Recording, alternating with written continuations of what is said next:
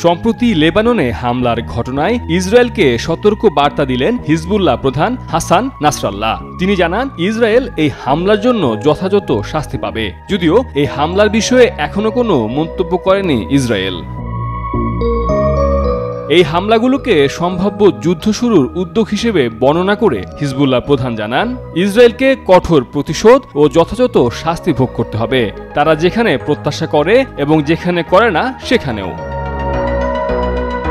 একই সঙ্গে নাসরাল্লাহ এই হামলাগুলোকে যুদ্ধাপরাধ বা যুদ্ধের ঘোষণা হিসেবে আখ্যায়িত করে একে গণহত্যা বলে অভিহিত করেন।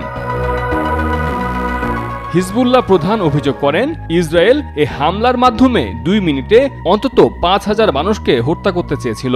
নাসরাল্লাহ এদিন আরও প্রতিশ্রুতি দেন, গাজায় যুদ্ধবিরতি না হওয়া পর্যন্ত ইসরায়েলের বিরুদ্ধে হিজবুল্লাহ লড়াই অব্যাহত থাকবে। তিনি জানান, গাজায় আক্রমণ বন্ধ না হওয়া পর্যন্ত লেবানন ফ্রন্ট থামবে না, এসব রক্তপাত সত্ত্বেও।